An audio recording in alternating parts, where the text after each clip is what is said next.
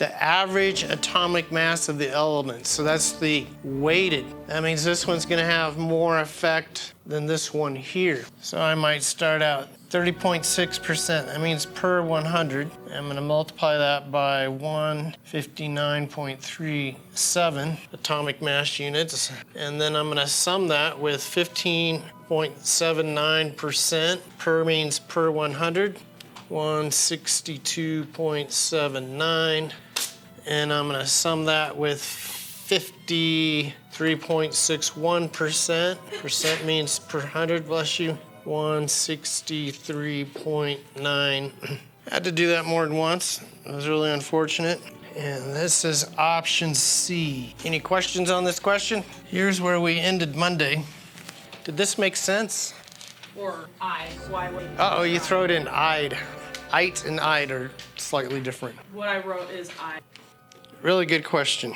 This should cover everything with that question. What's the difference between I'd, ite, and ate? And then I threw in some bonus concepts. So this thing here, if I'm gonna name it, I'm gonna name it sodium nitride. Ends in ide, it's a binary compound. We're dealing with sodium with a +1 charge. What's the charge on nitride? Well, you can look up there, or you can say, well, you got 3 sodiums at +1. What's that negating over here? And you can look over there, and what Roman numeral do you see above nitrogen? What? 5, and you go 5 minus 8 is what? -3. All right, so we're done there. Now when I'm name this, I'm gonna go copper. Does copper have just 1 charge? Well, is it in that first column, second column, or is it aluminum? And that's about it. No, it's none of those metals, so we're gonna have to tell reader what the charge is. All right, what is NO2 with a -1 charge? Sulfate is always SO4 with a -2 charge. So you want to work within a central atom, like sulfur or nitrogen or a halogen. All right, so I got these 3 negatives. That means the charge on iron must be 3 positive. Yep. In the same logic here, we're summing basically a -3 with X here. And if there was some subscripts, I'd have to put them out in front. Let me just go ahead and do that. So I got 1 iron, whatever its charge is, summed with 3 of these at -1. All right, now for something you didn't ask. This -1, the charge on nitrate. So that's the charge in this parenthesis, and I have 3 of those. Good question. This looks like hydrogen nitrate, but I have it in solution. What does that mean? It's an acid, so if it ended in 8, we change it to ic acid. If it ended in ite, we change the name to OUS acid. So I go like I'm gonna write the word nitrogen, and I get to nitric acid. So over here, I go like I'm gonna spell the word nitrogen, and I call this nitrous acid. Any clarification? Want some more examples? I was hoping you're gonna say, no, let's move forward. I'm ready. Oh, no, not at all. How about this? Now, if you were in the STEM Center Tuesday morning, we filled up the whole board with this business. How do we name that? Tally. Right. Now, up here, what I just erased was, what was it? Right, and this was, so I wanted to address the question, is I'd always -1? No. If it ends in I'd, more likely it's a binary compound. Now there is 2 polyatomic ions that end in I'd that you're responsible for, hydroxide and cyanide. All right, good questions about I'd. More clarification or confusion? What? Good. Let's name this HCl in the gas. It's binary, it's gonna end in I'd. We're gonna just go hydrogen. Very good, Ethan. All right, now let's mix it up so we don't fall asleep. Right, so binaries, you stick this prefix hydro, and then you just end it with the usual binary business. Actually not, I lied. Hydrochloric acid. You can review it. Be sure and hit the like button. Just kidding. So here we are. Maybe this can address a question. Is 8 always -1? It is with things based on nitrogen. It is with things based on chlorine, not carbonate, and not sulfate. And this is a horrible typo here. I didn't see this. There should be a 2 there. This puts it all together. This thing is on the Moodle lab page in case you want to print it out. And I believe on exam 2, I give you this, and I give you a table of polyatomic ions. But I would put them on a flashcard and memorize them just because, you know, if I wake up, my wife burns my breakfast, you ain't getting it. Just kidding. All right, so this is a summary of all the nomenclature in this chapter. And what do we see here? Metals, they either have a fixed charge, where it's real simple. You name the metal first. I always put the cation before the anion, and you just say the name right off the periodic table. Calcium, and then iodide. You take iodine, that root, and chop off the end and make it ide. Now, if we have a metal that has multiple different charges, I can't just say iron chloride because there's an iron 2, there's an iron 3.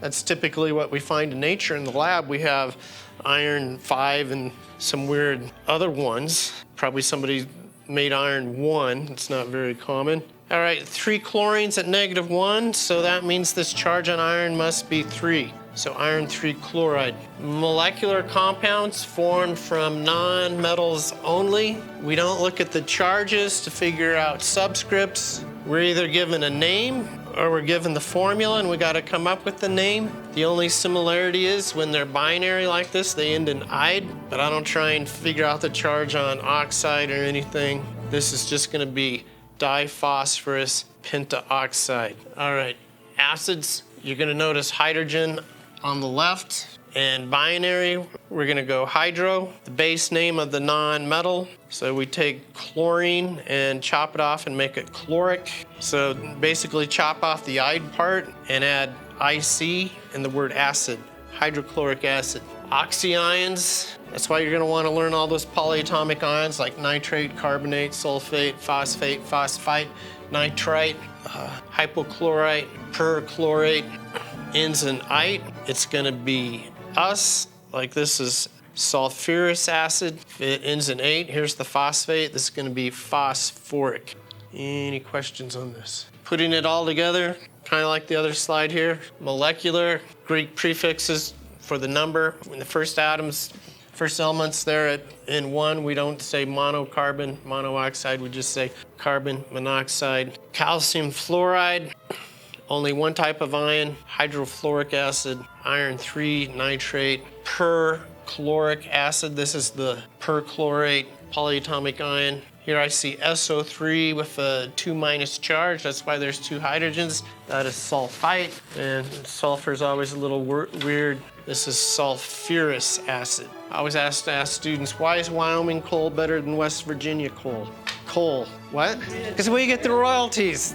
No, our coal is nice. It burns cleaner. It has less sulfur. When you burn sulfur, this goes up. So a power plant's burning coal with sulfur in it, and that goes up, reacts with water, and probably makes H2SO3. Students always tell me, you know, the guys with the big diesel truck, and they have that, sometimes they make this weird noise, and it's urea being sucked into the exhaust. How many of you disconnected that? They all tell me they disconnect all that. You're shaking your head. Did you disconnect the one on your big truck? Most of the atmosphere, 80% is N2 that gets sucked into a hot engine, and especially in a diesel engine, you make these nitrogen oxides and the urea and some of those emissions things to get rid of that. That mixes with rain and makes nitric acid. So here we see what might cause acid rain. Seems like they discovered that in the 80s when I was a kid. Now there's bigger environmental problems to worry about. Formula mass.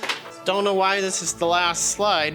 We're gonna look at this shortly. Let's just do my favorite. What is the formula mass of carbon dioxide? If I look up on the periodic table, I see something like that for carbon, and then I have 2 oxygens. Normally it's something like that. Typically you can round to, bless you, 16, and this comes out to be 44. And so 1 CO2 molecule weighs 44.01 atomic mass units.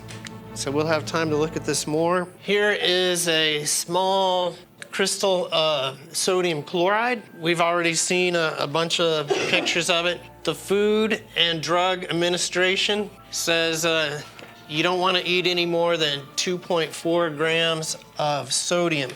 So, you know, potato chips, sodium chloride. If you look on preservatives, your sodium benzoate. Lots of things contain sodium. So the mass of sodium we eat is not the same as the mass of sodium chloride. How many grams of sodium chloride can we consume and still stay below the Food and Drug recommendation for sodium? So we'll see a dozen slides before we get around to answering this question. There's a simple, elegant way and a more complex way, and they all weigh different. We're gonna just blaze past that. It wasn't important. There's too many words on that slide. What's important is the information inside a chemical formula.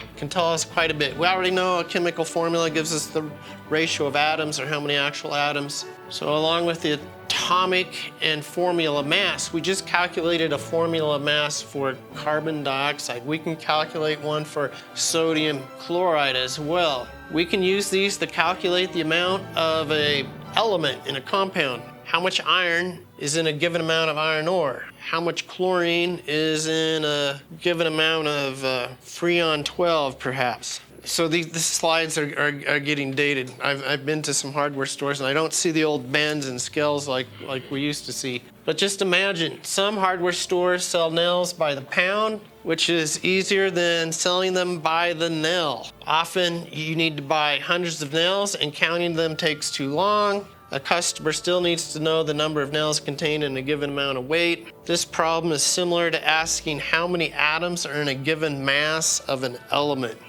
The hardware store customer buys 2.6 pounds of medium-sized nails, where a dozen of these nails weigh 0.150 pounds, which all be in the metric system anyway. So what did I get real excited about the beginning of the semester? Unit equations and unit factors.